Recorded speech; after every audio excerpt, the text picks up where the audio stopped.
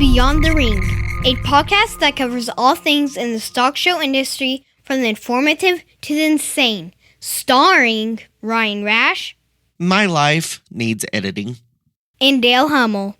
Seize the moment, because some opportunities don't come along twice. Now on with the show. Welcome to Beyond the Ring.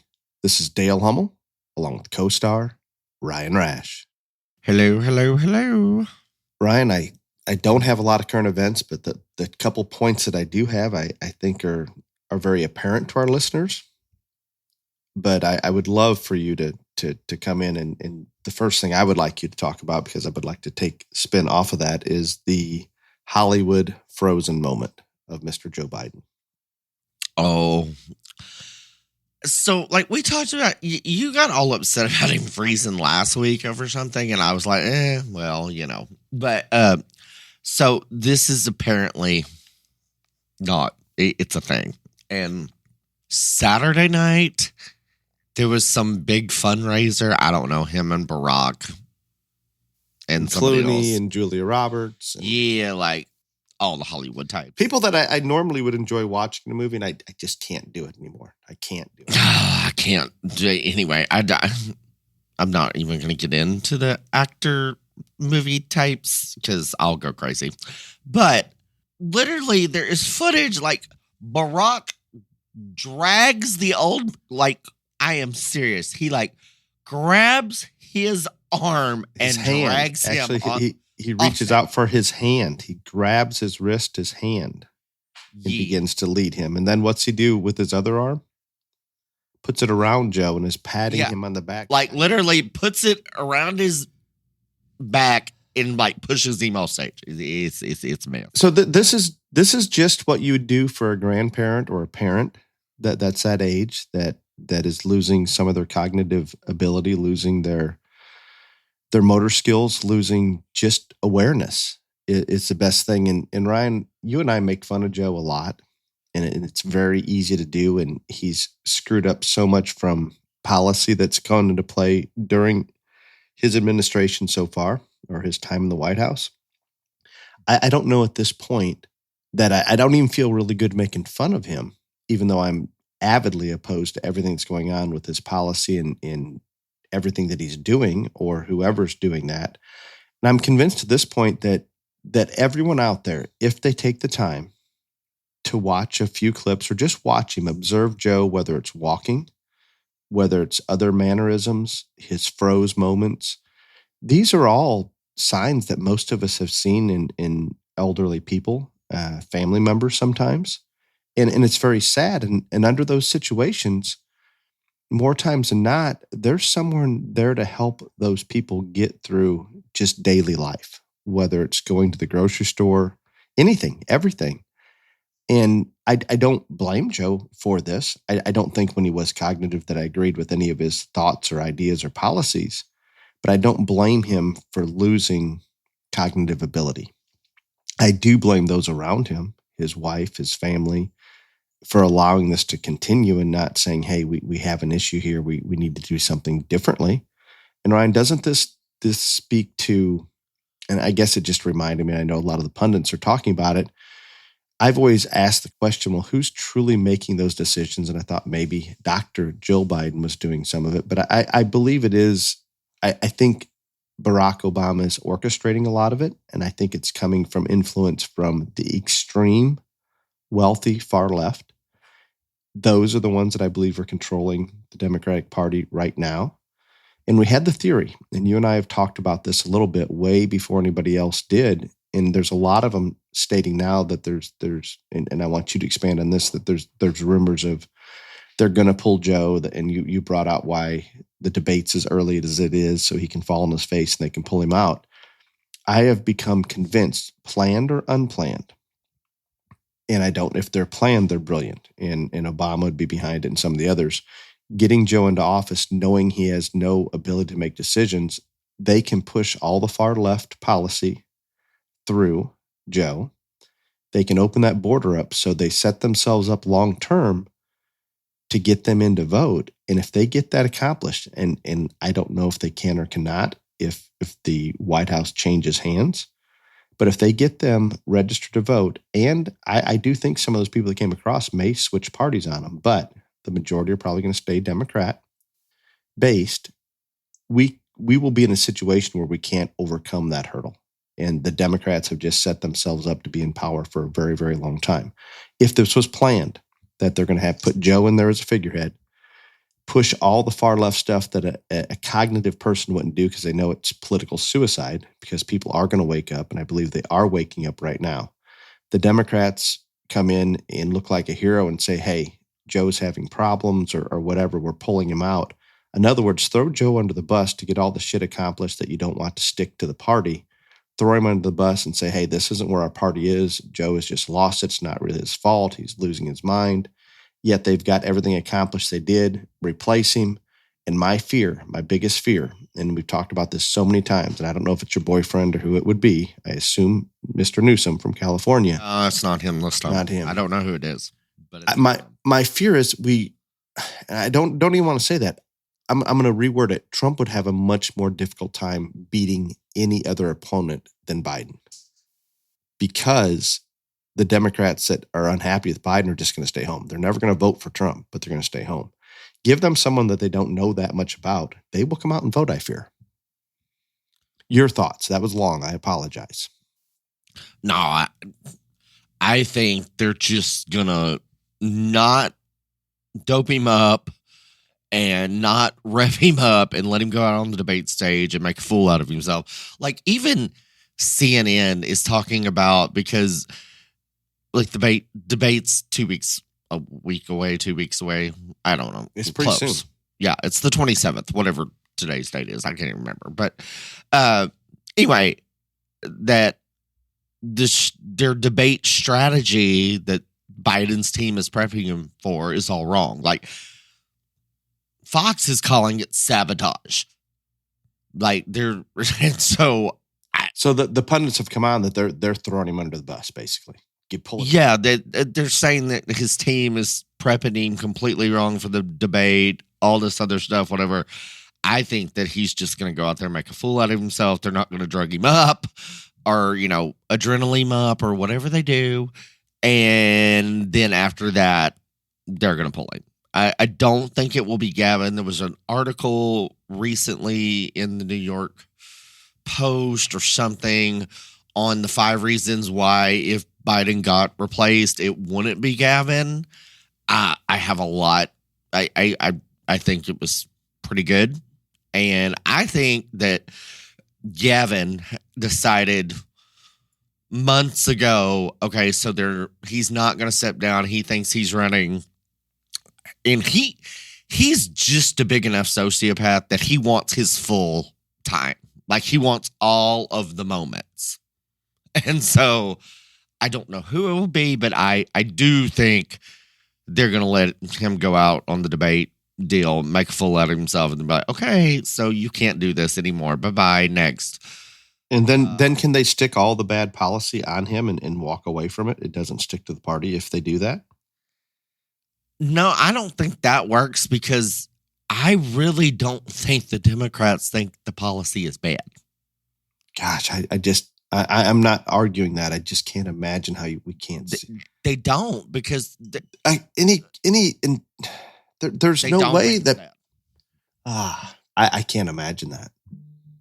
All you got to do is listen to the people on the mainstream media that are in his administration, and they talk about Bidenomics and they talk about all this other stuff, whatever. They don't think they're doing a bad job. It's just delusional. Totally delusional. I know, but listen to them. And this isn't Joe. These people are, and I see, that's why I think they're crazier than he is. Because if you listen to his surrogates or the people in his administration, his cabinet members, his secretaries, his whatever, not even the little crazy little press secretary. I'm talking people that actually do shit for him. They talk this stuff and people say, no, you're wrong. And they're like, no, we're right. I don't think they think their policy is bad. You're correct. That it's just hard for me to wrap my head around that being real and possible. But It's consistent. No, it's something. Brutal, absolutely brutal to me. So I don't know how it's all going to play out, but it's concerning to me that I would rather attention wasn't brought to Joe's issues at this point and run him and because I'm fearful of what happens if they put some thought into it and bring a candidate in that's fairly unknown. They have no baggage and no history, and they can speak and somewhat popular if they get up on the stage, likable, personality that appeals. I'm afraid they'll be hard to beat, he or she. I think Trump is probably doing so many things the right way that he's never done before. It's insane. Yes, like he is doing it. These are the things we had talked about. Let's just.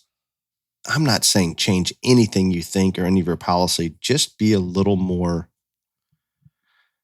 likable, I guess, by some of the independents. Well, like his latest deal, it's just caught wildfire, is the no tax on tips. Like, crazy wildfire. That was brilliant. I mean, and that seems small, like if you think like whatever, and it's just gone insane. I don't know. He just. No, I think it was the perfect hot button to touch that they can't say he's only fighting for the billionaires. He's all the things they've tried to pin on him. This goes against it. And do I think it's somewhat a tactic of the left buying the vote a little bit? I do. But you know what? I'm okay with it because we don't have a choice. We have to do anything and everything possible legally to get Trump in the White House. Period. There's no other. There is no other option.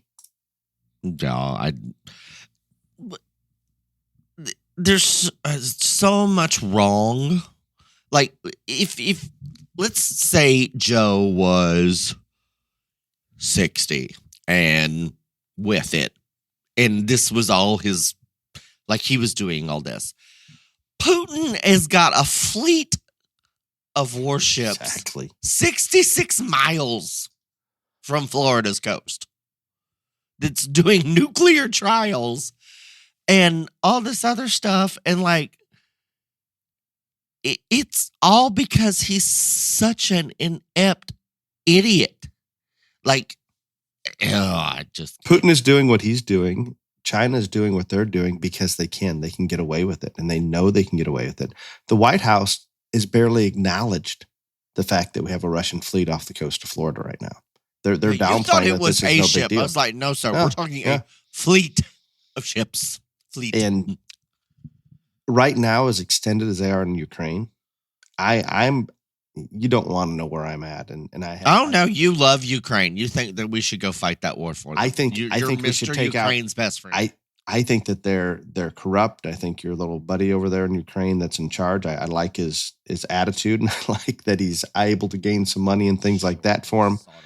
Bastard. What I would do is take advantage of this situation. If Trump were to get into office and we can push oil prices back down, that really puts Russia in a bad place, and China can't help them enough to get over that economic issue. And that fleet still sitting there near Cuba or off the shores of Florida. I'm not saying that we need to start World War III, but I'm not opposed to doing everything short of that, period, while they're extended in Ukraine. Just get the dogs kind of down a little bit. We're kicking on them a little. I think let's just take the dog out. Be done. I'm not so sure Trump won't push it pretty hard. I'm not saying fire. I'm going to say weapon. again, just take him out. Take him out. Not Biden, because I don't think he's going to run. Whoever is elected, they're going to have to do something. Because if they don't, whether you want to enter World War III or not, they're either going to attack this country or we push back on them. There's just there is no other option. And I think maybe if we strangle them economically, that may push them to the point where they're attacking the country. I don't know, but we have to. We don't have a choice. We're in a position that if we don't do something, if we don't push back at some point, they continue to gain more and more of an advantage, and we're going to be so far upside down, there is no way out. And that's a problem. I think seizing the Russia and Chinese assets around the world and pushing those oil prices down, I think if there's enough countries on board and you have somebody like Trump in the White House, I believe there's a method that could be orchestrated to shut them down economically and almost break them to the point where they don't have a choice. They have to back off. And I don't know if Trump's even bold enough to do it, but I don't see any other options short of a war. And that's terrible to say. It's going to be a mess. I just would love to know who, because I don't think it's Camel Toe and I don't think it's Kevin. I'm just very interested to see on who they're going. I'm nervous to see who it is, because if they put thought into it, would you agree if they put a very positive person up there that can speak, that appears to be intelligent, likable, all those things, does it get difficult? Oh, it gets difficult without a doubt. And the reason it gets difficult because of what I would consider the uneducated public that doesn't do any of their own research or think for themselves. That's if they would simply understand the policies following the party, then it doesn't really matter who's up there in front of the podium. So I don't know. Enough on current events. You surely have others. I have. I don't. I really don't. I have one other current event, and this is going to get me the most hate mail in the history of the world. But no. Can't beat chewing gum hate mail. I have to. I have to. So George Strait had a concert in College Station, and it is now in the history books the most highest attended concert in American history. 110,905 people. Okay. In Kyle Field in Aggieland. I assume that's a full stadium. You can't put any more in. Oh, they had people like on the turf. Yeah. Anyway, like insane. So here's my thing. I think George Strait probably has the best voice of any singer I have ever heard in my life. I don't think it's close. I don't think it's a question. He just stands there and sings and plays the guitar. That's all he does. He's not an entertainer. 110,905 people. You look at the picture that's all over the internet of the aerial view or whatever. I can just smell the body odor from the picture. I don't understand it. Great. I just don't. You realize this goes against the whole image of what the gay population listens to. I don't see George Strait being high on that list. I'm not a music person, and no, he's not. But like, I do think he's probably has I don't think there's a question, the best voice of any singer in the history of the world. But Whitney Houston, no, he wins. But he just stands there and sings and plays the guitar. He doesn't entertain. So I've seen him in concert like 4 times. There's no reason to do it again. It's the same. The songs are the same. Whatever. I can't. But it's good. But the fact that he beat Taylor Swift is all I care about, because I hate her. I despise her more than you do. I really hate do. That bitch. So the fact he beat Taylor Swift, go King George. Yay. Amen. Yep, I'm there. I'm with you on that one. Completely with you. That's where I am. So, where are you with BTR JLA news? Top 10 novice lamb. First. May I make predictions? Yes, go ahead. California, Oregon, a couple Texas. Arizona. Yeah, forgot Arizona. Yep. Eli Hambrick, Arizona, is the winner as of right now. Second, Natalie Connor from Arizona. Third, Betsy Young Peter of Ohio. Fourth, Carly Stiles of Texas. Fifth, Grayson Lewis of California. Sixth, Peyton Parks of Montana. 7th, Avery Swallow of California, followed by Brevin Brown of South Dakota. I don't know if we've ever had somebody from South Yes, Dakota. Way to go. We had to. So. Nash Johnson of Wisconsin and Jones King of Mississippi rounds out the top 10. That's a pretty good spread. That Illinois is very underrepresented. I don't know if you cross those kids out before you read it. You say that you don't have any shows in Illinois. We don't have very many, not relative to other states. I'm just saying. No, we have to travel more Go. times than not. Well, congratulations to those exhibitors. I have a Show Fresh H2O announcement. Did you know that was coming? Yes, I figured your water boy did. What is your temperature in Texas today? Do you know? Are you in Texas? Where are you? Yeah, it's in the triple digits. It's very hot. Very hot. We are under a heat advisory. I think as much because of humidity. Y'all do not know what a heat advisory is. We do. It's not the same. It's not the same. No, because it's more humid, and that makes it pretty bad.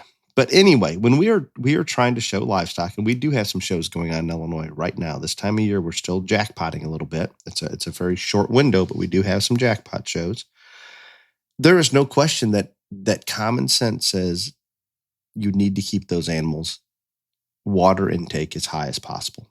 If in any manner Show Fresh H2O, for as little as it costs and as simple as it is, can do that, it seems very illogical not to make an effort to try that. You have to keep fluids in them or you're not going to look the part. It's that simple. This heat, it just doesn't work. I'm not saying the animals are going to die. I'm saying that if they're at all dehydrated or they're not at maximum hydration, muscle is 80% water. You start pulling water out, you start losing muscle. Last time I checked, there's plenty of show animals out there that could use just a little more muscle. We don't need to be taking a whole lot away from them. So please support our sponsor, Show Fresh H2O. You can find their products at your local farm store, the Show Supply Trailer, and at swampfox.com. Show Fresh H2O, thank you for the continued support. There you go. What would you like to do next? I guess it's time for the main topic.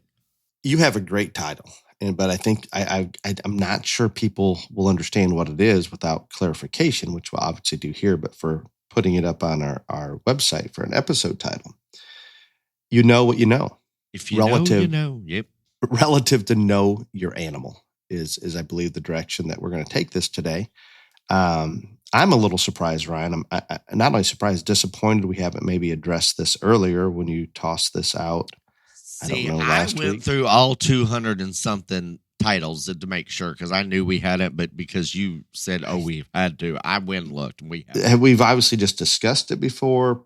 Personally, I don't know, but I would have said that this topic would have had to have been there because it's huge. Yeah, we overlooked the elephant in the room somehow for how many episodes? I don't know. It's like 200 and something. A lot.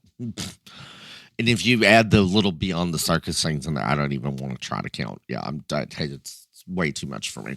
And I told you I have reached out, and I'm going to do this on the podcast here, so you have little you don't control. Get to do this shit. I do. Because you won't tell me who. I'm not agreeing to shit. I'm not. Speaking of beyond the circus, I've reached I out. am not for agreeing to shit until guest. I know who. No, it'll work. As long as they agree to do it, you'll be happy. No, I am not agreeing to shit until you tell me who. So. We have a person that's likely to be able to shed a lot of insight on the presidential election this week. Then who is it? And we're just going to leave that alone until it's confirmed. It'll be good. It'll be one of the better ones we've ever had. I'm not doing it. Refuse. Okay, give us your insight on if you know, you know. The general overview of this is you have to know the things about your animal and all of your animals that you have on feed, because where the 5% beat the 95% is they do know their animals, because the feeding, the fitting, and the showing of each animal, it's not a one-size-fits-all proposition. Every one every animal has to be treated different, tweaked different, fed, fit, and shown different to maximize its potential. And I ain't trying to be rude, but 95% of y'all don't understand it. That's not very nice, but I would like our listeners to hit pause right now, rewind about 30 seconds, and listen to that again.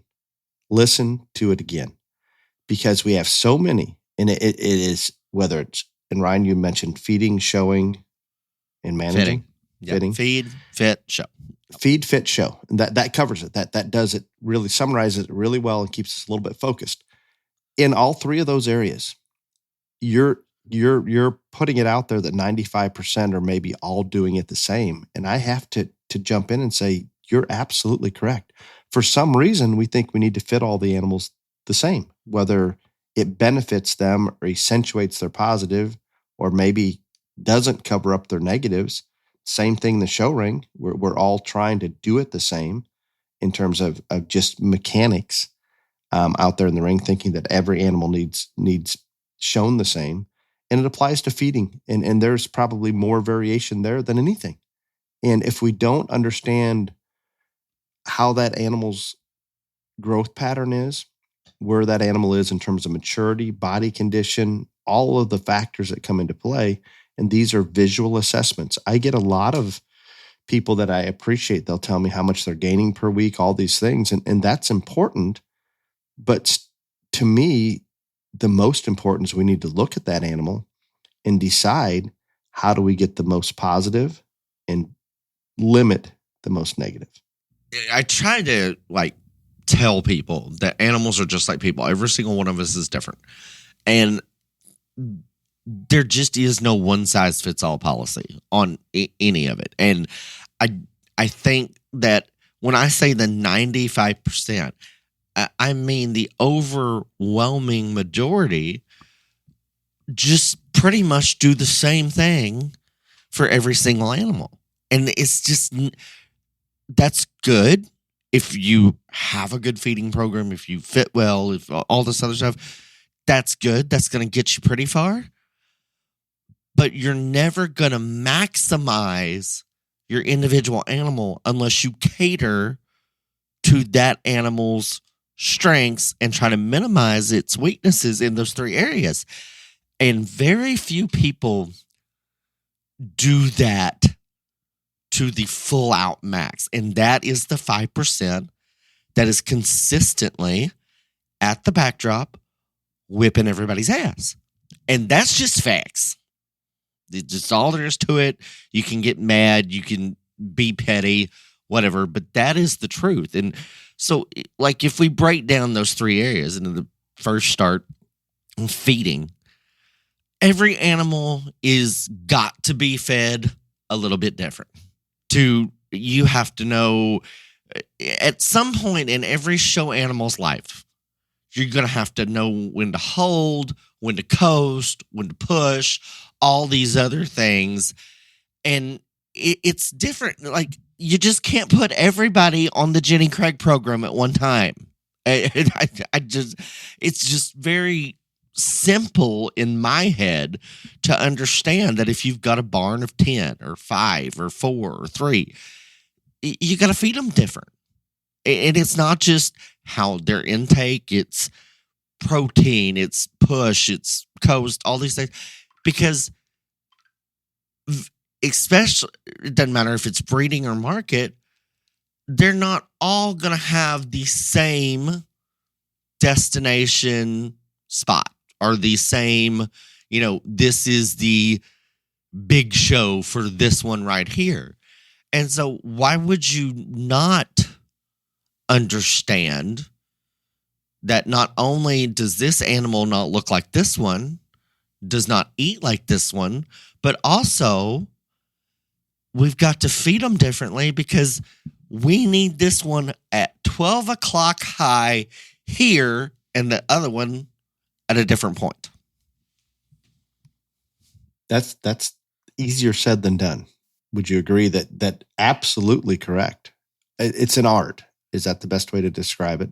To understand what you're looking at, predict how that animal can mature if managed properly. Do you believe, Ryan, the reason that 95% aren't doing it is because it is something that a lot of people, it's difficult. It takes time. It takes experience. It takes some natural ability. It takes so many things.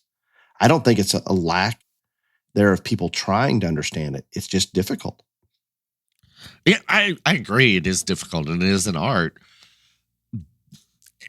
I'm jaded because being brought up the way I was, like this was the game. This was, everybody knew it. And so that part for me, but is hard to understand because this is just how I was raised. But like, I can tell you from the sheer number of shows I go to, the number of people that come up and ask questions and all this other stuff, this is the furthest thing from their minds.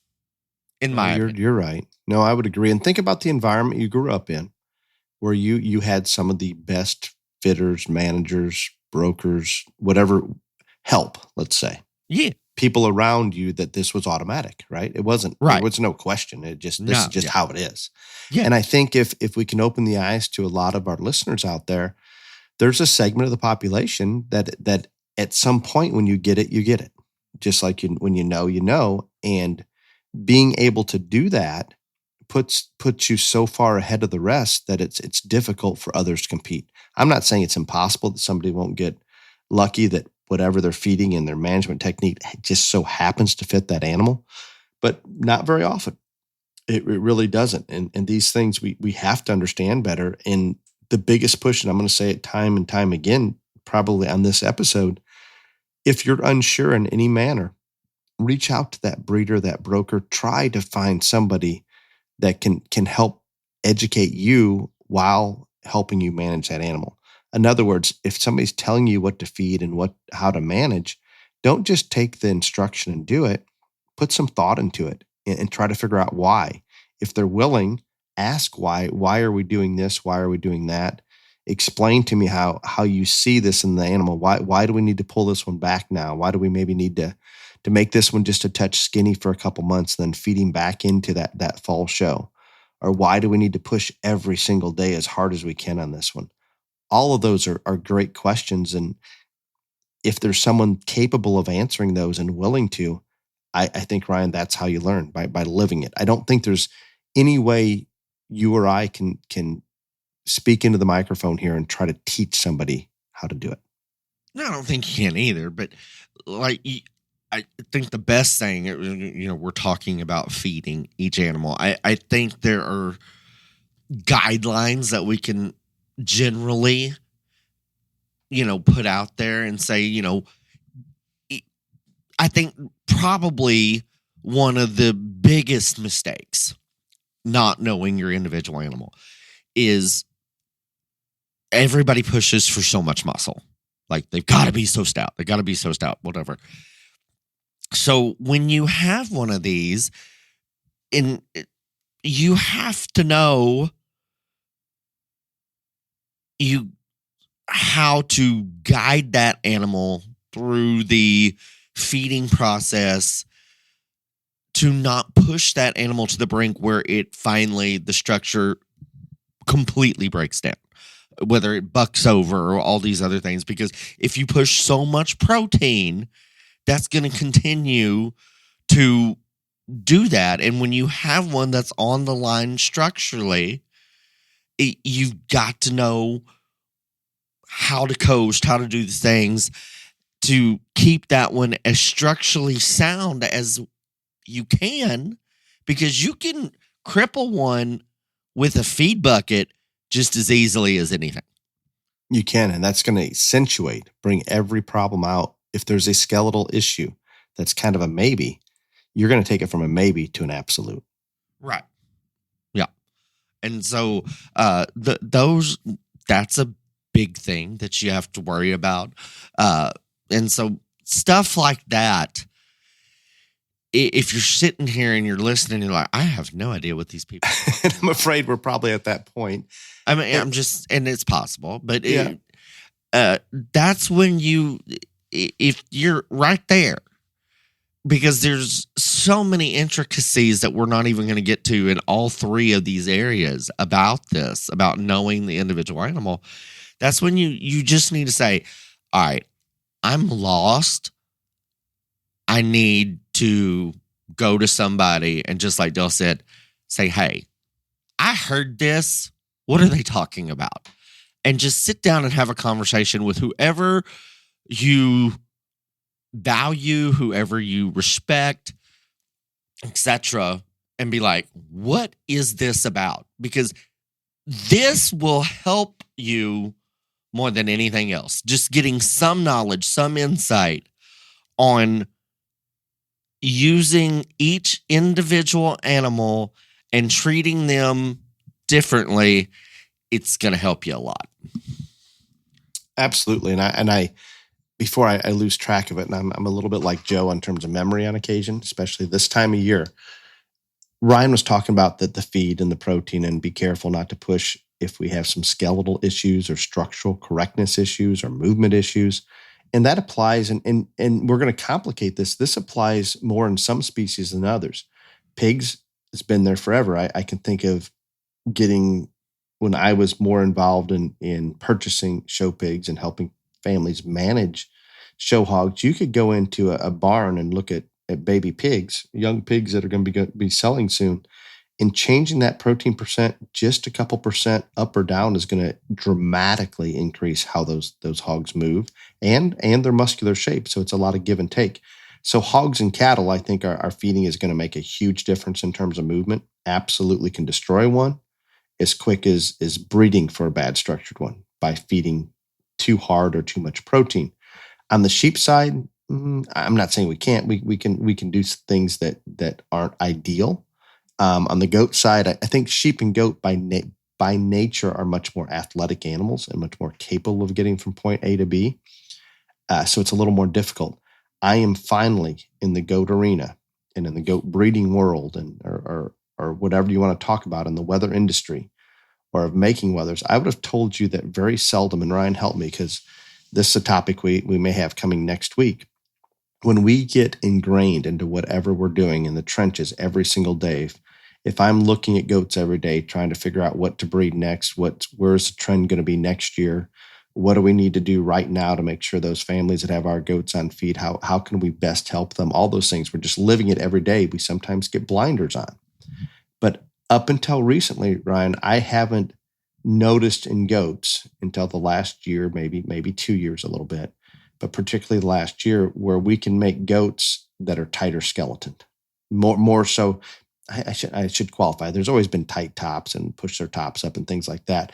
But when I say tighter skeleton, whether they're bred to be a little skeletally off, which clearly we've had skeletal issues in the goat world the last couple of years, but the whole skeleton body, they're having a harder time just going from point A to B, where in general, I think goats somewhat got a pass on it. And I don't know that bumping feet up or down changes their ability to move as much as maybe as hogs and cattle or even sheep.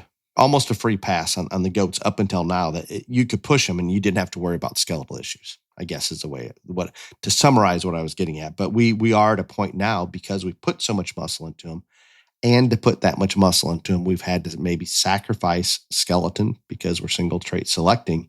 So it's starting to become more and more apparent. I'm not going to say you're wrong. All I'm going to say is I've never, the one comment that I got 99% of the time from Goat Junior Nationals was, we've never heard a judge talk structure this much in our life. So I'm not sure about you goat people anymore. But anyway. And I think that's just true. I just think in general across the board, when people are judging goat shows, they didn't talk in the past. They just haven't talked skeletal differences as much as the other species. Probably. I can't tell you. The only reason I can tell you why is maybe a lot of those people aren't in the goat trenches and don't feel as comfortable with it. Goats don't want to walk, so it makes it harder to determine good from bad. There's reasons for it, but I think there's no question we have to continue to evolve. And obviously, I guess what I'm getting at, that's becoming something that we have to pay more attention to, where in the past, especially with feeding, it wasn't, I did not push a goat because I was fearful of it not being able to move, where we're going to start to verge into that just a little bit. I think goats are always going to handle it better than other livestock because they just are athletic creatures. We've had less domestication or selection pressure for as many generations, maybe. So Mother Nature still allows them to move, whether it's a movement that we like or not in the show ring, but still get from point A to B fairly well.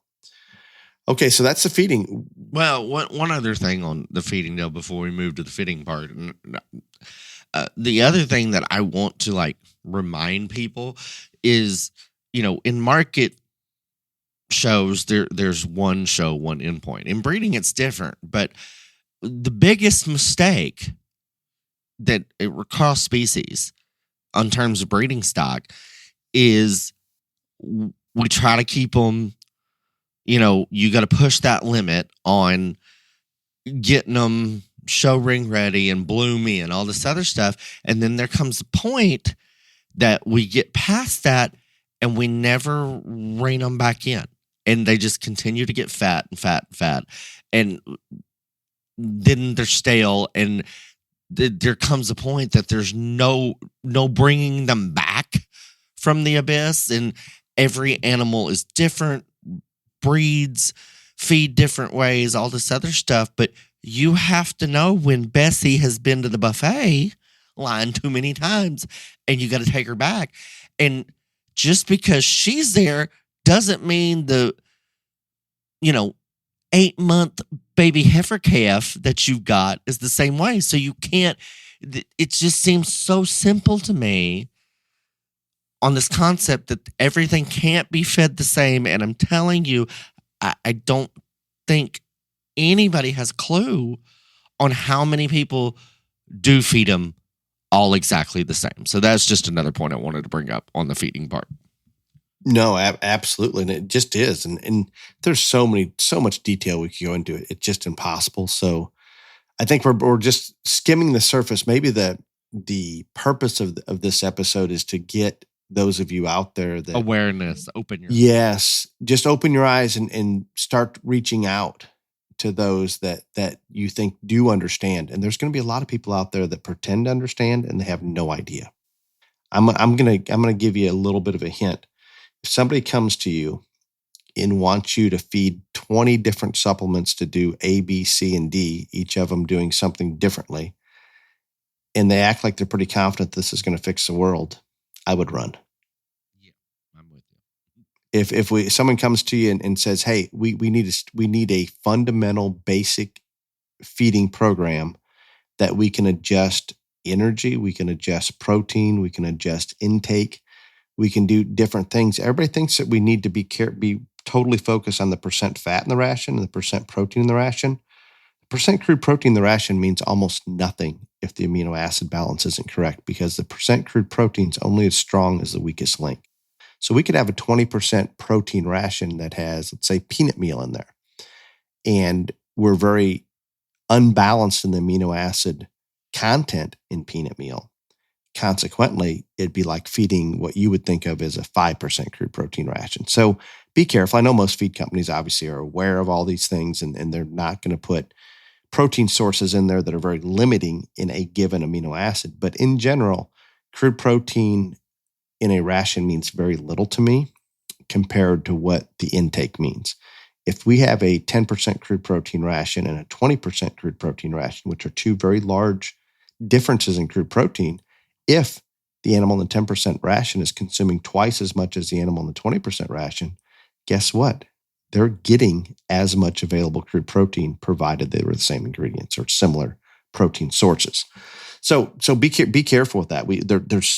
There's so much that goes into these things. We have to be smart about it and never lose sight of logic and common sense, and never be afraid to ask, well, how does it do that? How can it burn fat in one area of the animal and not another? Biologically, some of these things are very difficult to accomplish, if not impossible. So just be conscious of it and ask. Don't be afraid to ask questions. If they don't have a reasonable answer on how it does it, they just say, no, it just works. I don't know how. I'm not buying it. Sorry, I kind of went off on a tangent there a little bit. Is it time for fitting or showing? Sure. Fitting. Take us to the fitting.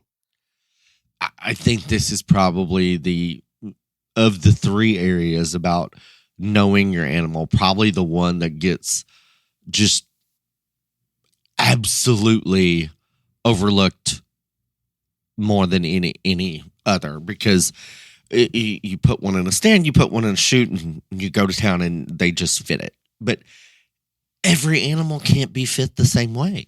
Not if you want to maximize its potential, because there's no two animals alike, just like there's no two people alike.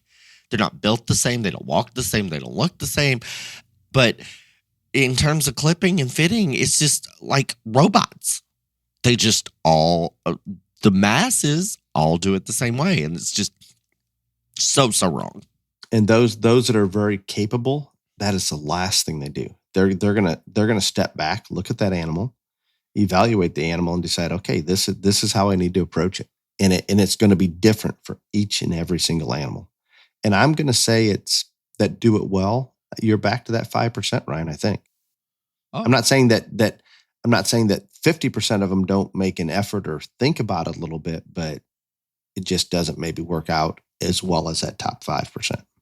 No, that and especially when we get to like the state fair level, the major show level, the national show level, that is where, and you want to talk, we talked about those 5% that know how to feed each and every single animal differently. The ones that know how to clip and fit one differently, it's an art, and it is artistry. And the level of competition is so insane. I'm telling you, the ones that can mask the minor flaws and accentuate the very positive, unique parts of that animal through clipping and fitting, that gives them the edge that makes them the elite in those shows. And it's not because the judge knows, but they see the end product, and that is what gives them the nod a lot of times. And it's not talked about. It's not, something like you'll hear very few judges say, I try at most shows, and I didn't at Go Junior Nationals. I should have. I give credit when one is clipped phenomenally, fit phenomenally, all this other stuff.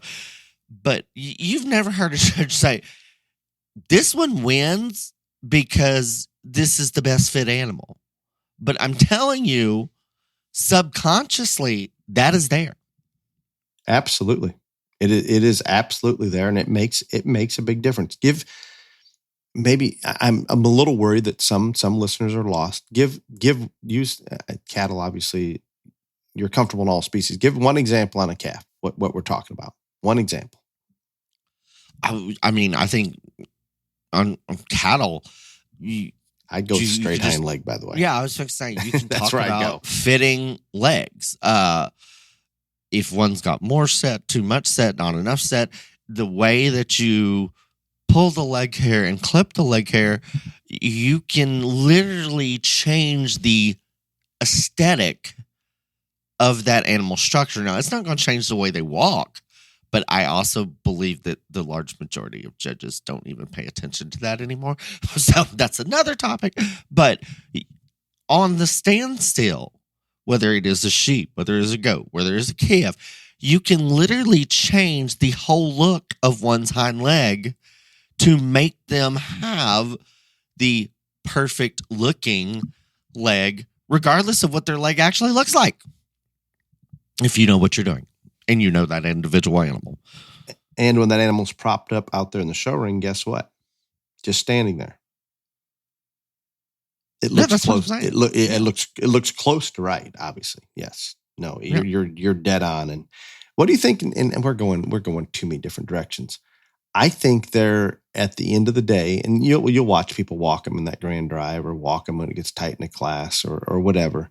But how many of you think that last impression or that impression when they're standing right there and they're struggling between a couple of animals, And the fitting allows that animal to look correct, even though when we put it into motion, maybe it's not perfect. I think some of the judges probably give it a pass. It's just part of it. Yeah, absolutely, they do.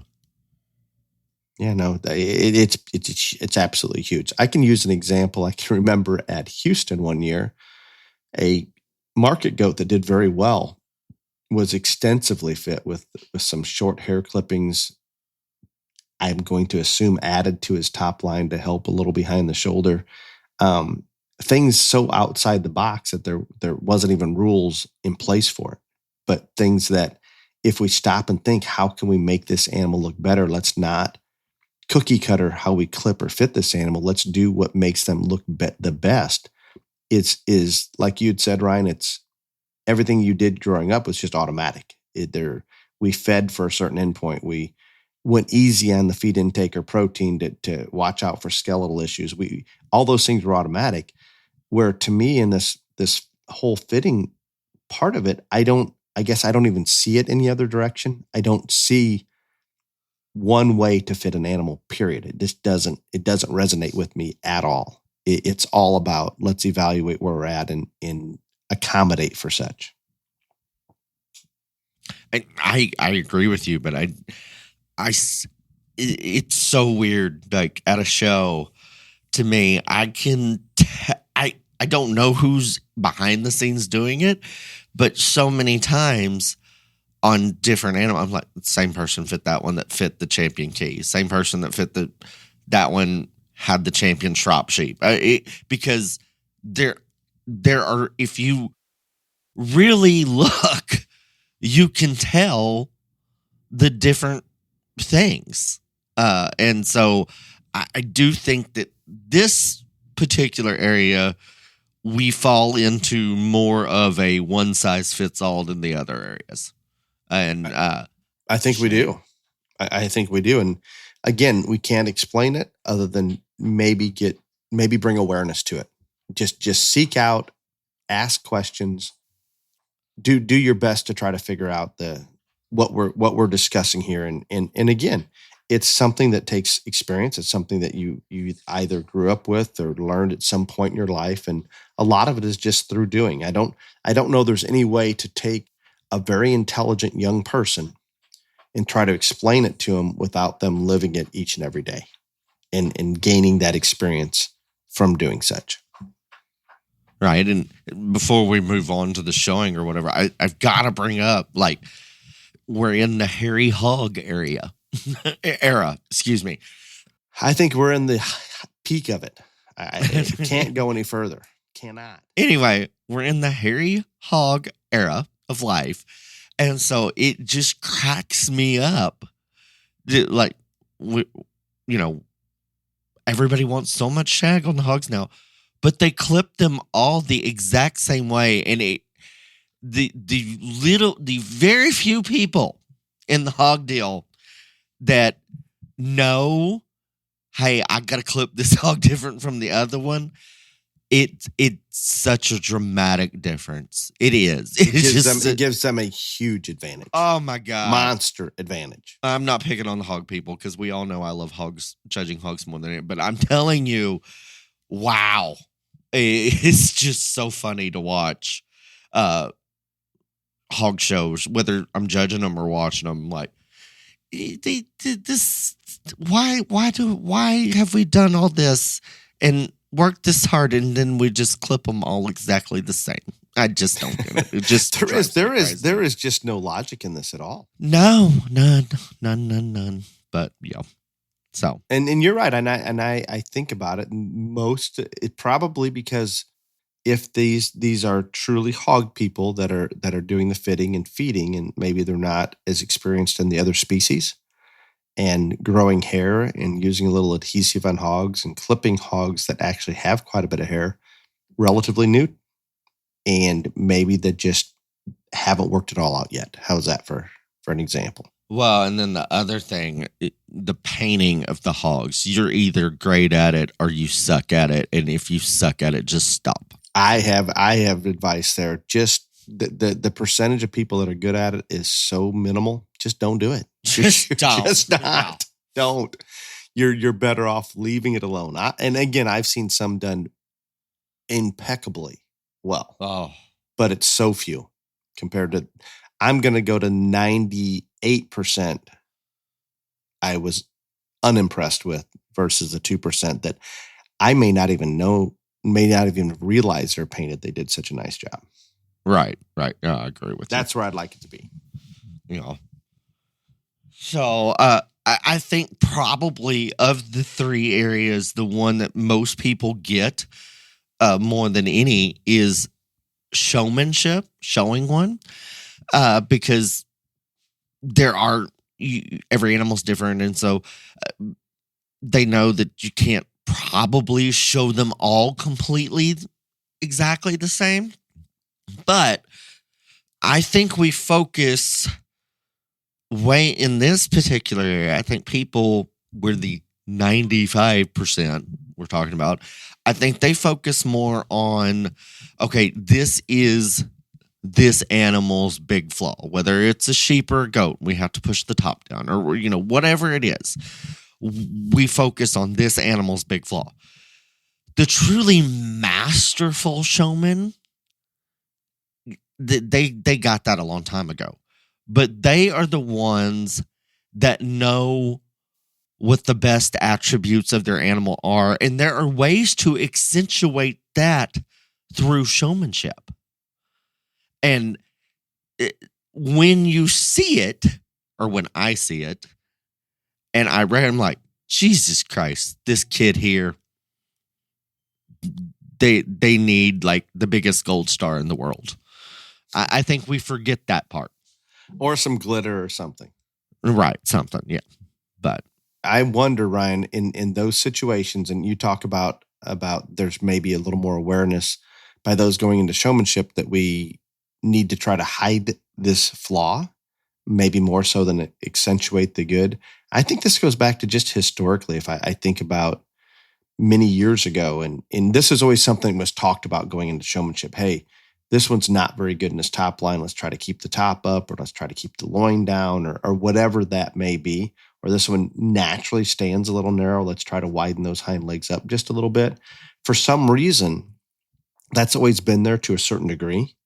But when I talk about the elite in the showman, and you talked about that gold star, they need something a little bit different because they really get it.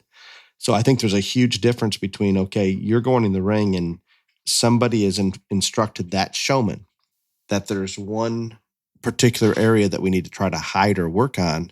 That person doing that versus accentuating the good versus the ring awareness versus coming in with that look and that confidence that really appeals to the judge. We talk about getting the judge to like you, or you see it all the time, Ryan, when someone walks in and they've got a good one and they've got that personality and that confident look about them that, hey, I've got a good one, and pay attention. I'm here to play. I'm here to win.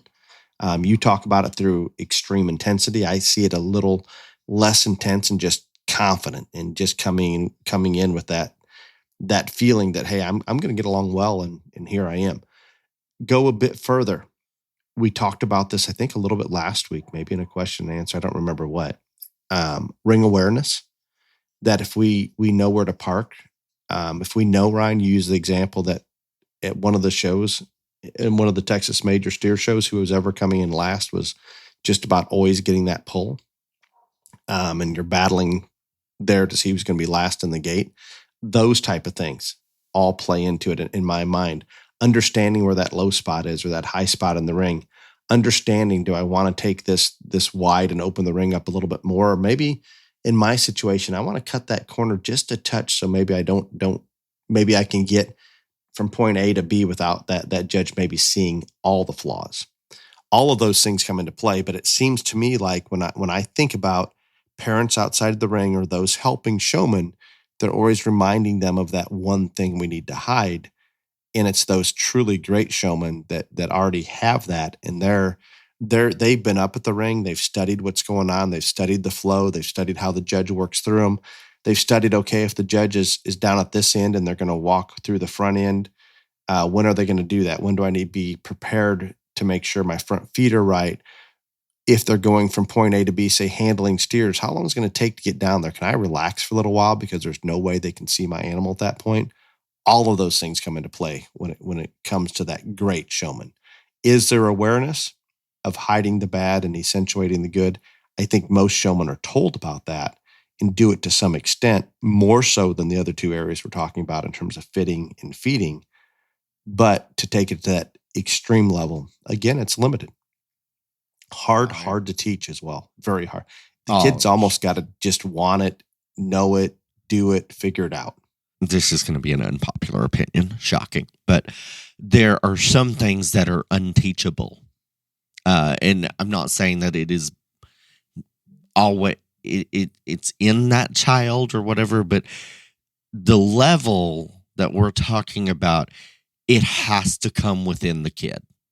It just, and you can't force it and you can't teach it and you can't whatever, but that expertise, that instinctively knowing everything about that animal from the studying of it every day and what can I do to accentuate these positives, minimize these negatives, and it is different in every single one. That it's not teachable. It's not. It's just not possible to teach that. You can tell them, you can try to show them, but they have to want it on a level that only maybe that 5% do. And that's hard to hear, but it is just the truth. And I always, my fascination with all things hog show has so many different levels, but think about showing a hog. And if you're showing to Dale Hummel and he's so critical on the front feet, if you have one that is perfect in the way that they go out of their knee and set down up front, you want to drive that one straight at Dale Hummel 95% of the time because he's just going to fall out when one can do that. If yours isn't that way, you never want to show Dale Hummel the front end. And those things there, those little bitty deals, how much difference that makes. I can tell you the number of times I have had to say to a kid, no, bring that one at me. Because I know that kid knows that maybe that one's not perfect up front. And he or she has never given me that perfect view of that one coming. I'm like, this kid is so freaking sharp. It doesn't even upset you or negative at all if they're not. It's upset me at almost all. a positive because you just appreciate I want to hug them. I'm so proud of them. Yeah. Yeah. And so those things there, that we had an episode about you root for certain kids. That's the type of kid I root for right there when I'm judging. Because I'm like, Jesus Christ, this one here, so elite. Yep. And that subconscious is going to play on you, whether we want it to or not. It just does. No, those are good examples. I never thought about this until we jumped on here, Ryan, but this topic is so encompassing. You could break it down to 10 different episodes and do your best to try to explain the different things. And listeners, please don't think we're trying to be negative that 95% don't understand it, but rather you can apply this to anything, any sport, anything you're doing. In this situation, because there's feeding, because there's fitting, because there's showmanship, it's so encompassing that it just takes a lot of time, a lot of experience, and a desire to really want to understand it. And it's just not easy. And some people are going to get it much quicker than others. I just continue before we move on to a question and answer section here. I want to continue to encourage you. If this is what your family does, your life and success level is going to be so much better when you have somebody there that can guide you, and not only guide you, but you can actually start to understand it better yourself rather than just being told feed A, B, and C, walk this far, do this, do that. Do those things and be thankful that you have somebody to guide you. But at the same time, ask why. Why am I going to walk 10 minutes on this hog and this one isn't getting walked at all? Or why am I going to back the protein down on this pig and the other one we're not? Or why do we want intake and energy so high on this calf and this little more moderate framed one that already has some finish on him? We're going to pull that energy and intake level down just a little bit. Some of it's very simple, some of it's very complicated, but it's all an art. Yeah, and in summary, like Dale's saying, I just think that we need to bring awareness to the fact that it's not a one-size-fits-all proposition in any of these three areas. And if you get nothing else from this, because I'm sure a lot of this, people are like, I have no idea what they're talking about. No, that's a lack of you and I preparing maybe and discussing it before we jumped on here. But it is what it is. But if you get nothing else from this deal, if you just get the basic concept that in all three areas you can't do the same thing for every animal, that's the big ticket, big picture item. And take that knowledge or that viewpoint and go from there. Wonderful. Perfect. Well said. Thank you for bringing this to light. I don't know why we've never talked about this. Maybe I don't know, because you and I do. It's just part of it. It's automatic, right? But you know what? That we have a lot of people coming into this industry that are just getting started. Maybe they didn't have background in it. So there's so much to cover, and I'm thankful that it somehow popped up on the radar. And maybe I'm sure we'll break this out and do more episodes on it, especially if it's popular or we've totally confused everybody and we have to come back and quantify maybe some of the things that we've said. With that said, do you have a question and answer sponsor? Yes. For over 60 years, Leonard Truck and Trailer has been the trusted trailer expert for hauling champions to victory. For journeys that go beyond the ring, Leonard Truck and Trailer offers the largest selection of every type of trailer by 40 manufacturers, including low pro show stock trailers and living quarter stock trailers. The trailers are designed for excellence and comfort, so you arrive in style while ready to compete. Haul with confidence wherever the road takes you, featuring a nationwide concierge service and warranty administration. Leonard Truck and Trailer offers industry-leading financing, nationwide delivery, trade-ins are welcome, plus they can create and install custom vinyl graphics for your trailer, and they have a full line of apparel and hats to promote your farm and ranch. Visit Leonard Truck and Trailer online at leonardtrailers.com and tell them you heard about them on the Beyond the Ring podcast. Thank you, Clint Leonard family, for all your support of the BTR JLA and the junior stock show industry. Yes, thank you. And you have been a supporter of this podcast and the BTR JLA for a long time, and it is absolutely appreciated. Ryan, we have the first question and answer is a little bit of a statement, but we can certainly respond to it. It comes from Earl. It's about our showmanship pet peeve episode. My pet peeve on showmanship: when the judge cuts the ring down and you're supposed to make as many trips as you can between the judge and the fence. This should be outlawed and the judge stoned before a crowd. The showman, and I'm going to have to paraphrase here just a little bit. There's some typos. I'm already confused. Yes, I will help you. The showmen are turning pigs around on one foot to get back in front of the judge again. Extremely hard on the hocks of the pigs. I believe there are two styles of showing pigs: showmanship and show. Showmanship, you show every angle of the pig. Show, you highlight the better parts and where you excel the class and try to hide the more concerning parts of your animal. So there's a couple things I want to break down here, and I'm going to ask. We're going to break this into two questions. I think this needs to be addressed. So pet peeve is, I think when Earl is saying the judge cuts the ring down.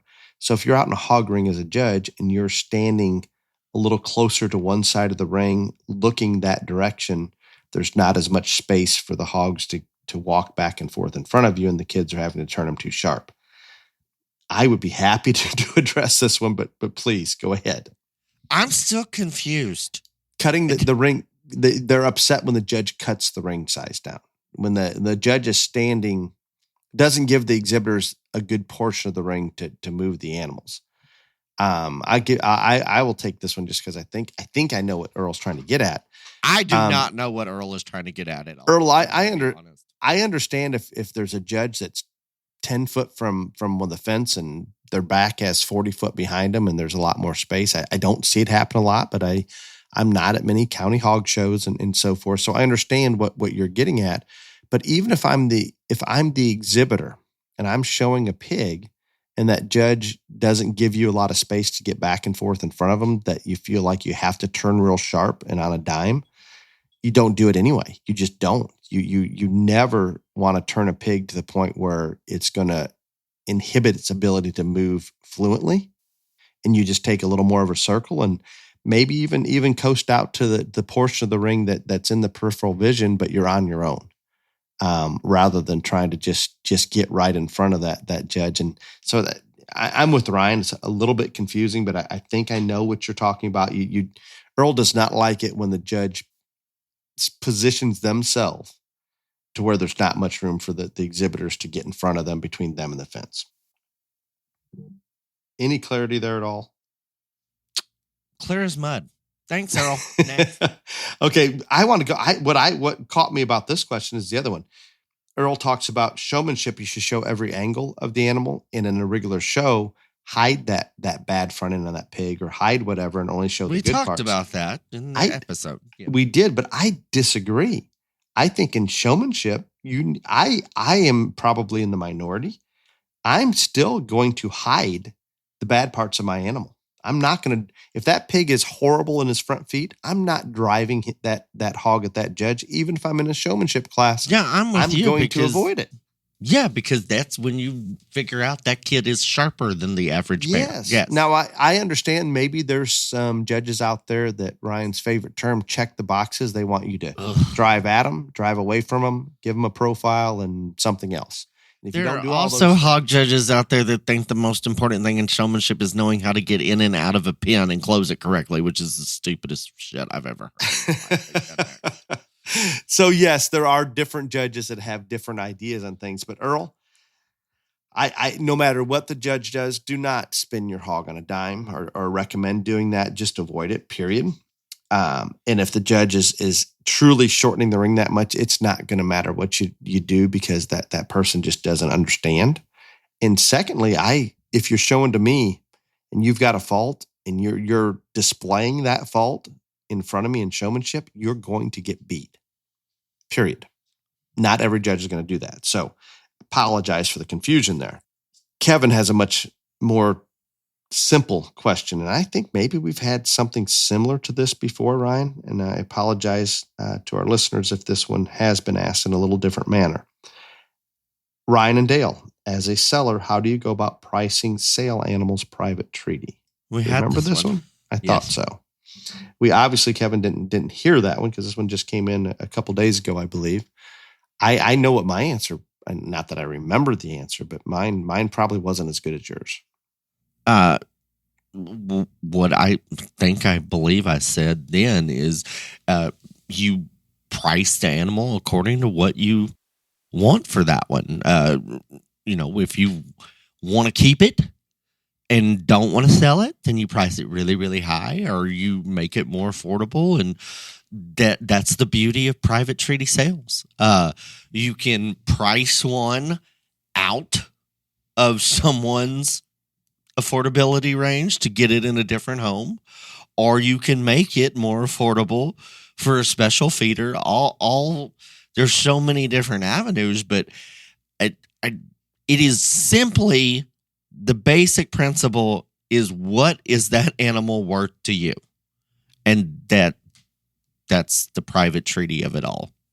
In my standpoint, and the buyer can be offended that that's an outrageously high price, but guess what? The buyer, you're not making the buyer purchase that animal. You're putting a price out there, and it's the buyer's choice.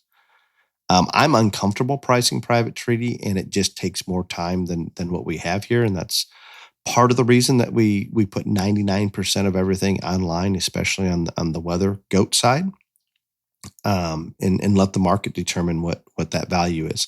The difficulty that I have with that is our daughter Katie still has a couple years left to show, so we will occasionally pull one out and put it over on her side of the barn or her pen, and when people come by, so here's what we kept out of that group, and here's one that Katie's going to be showing, and let them look at it, whatever they want to do.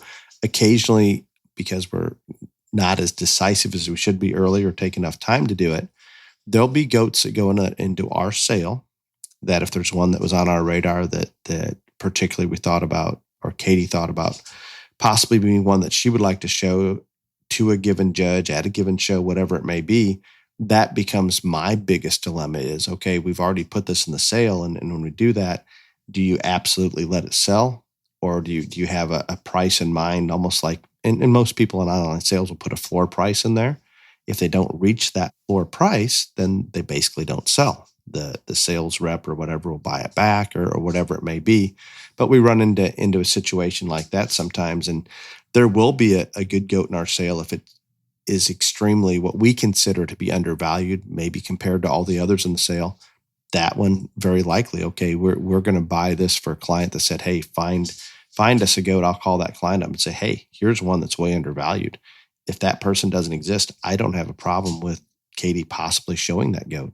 So you're set, whether you put them in an auction or not, or private treaty, you're still somewhat setting a price. You may, on the outside looking in, say, well, all these live auctions and all the online sales, they just bring what they bring. Well, be careful. Don't be too naive about that, because most sellers are going to have a minimum price that they are going to keep that animal and try to sell it privately or do something else with it, place it in an individual family's home for whatever reason, that is maybe not always as it appears. Does that make any sense, Ryan? Yes, complete sense to me. Okay, so Kevin, I'm terrible. I'm the worst person there is about pricing private treaty, partially because we just don't do very much of it, and it's a lot easier just for us to do them all as a group, put them online, and the market determines where that price is going to be.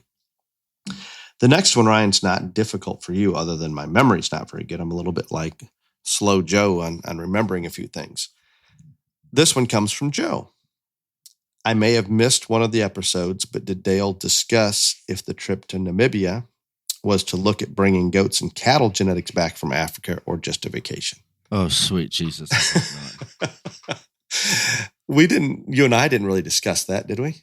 No, because if you would have even given me an inkling that was the reason, or that thought crossed your mind, I would probably have gone to Illinois and tried to given you a little. And we are aware that Boer goats maybe originated in Africa, South Africa. South Africa, yes. Yes. Did Chase and I stop and look at goats? Occasionally, as we're driving by and saw some.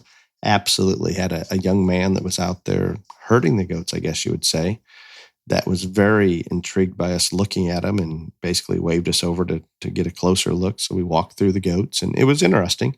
I'm not saying that if I saw something there that intrigued me, that I wouldn't try to find a way to get genetics back here. But I can assure you, I found absolutely nothing that really intrigued me. But what I did find is some goats that had some unique color patterns and some things that were relatively more positive than I would have thought, but nothing that's going to advance us in the show ring. Were there goats over there that survived on near nothing, low maintenance, hardy, good doing animals that would be great in a commercial sense? Absolutely. But our show ring is so far detached from that it just doesn't work. So we did not go over there with the intent of bringing back genetics. And Ryan, I have to say that I did zero research on the cattle side, but I did see a lot of very functional, primarily eared cattle that I think were great commercial cattle. I don't think they fit into our show ring, but they're just, the animals that are there have to survive on pretty tough conditions. So whether you call it selection pressure, natural selection, whatever it is, they're very functional, well-adapted animals to that environment, in that environment alone. And that is a very, very long way from our show ring. So, Joe, no, didn't bring anything back, didn't really intend to do so. However, the fact that I did stop at goat farms and I did look at cattle, I will bring up to our accountant come tax time that I'm not sure where this trip fits in, whether it's a business expense or a vacation. There you go.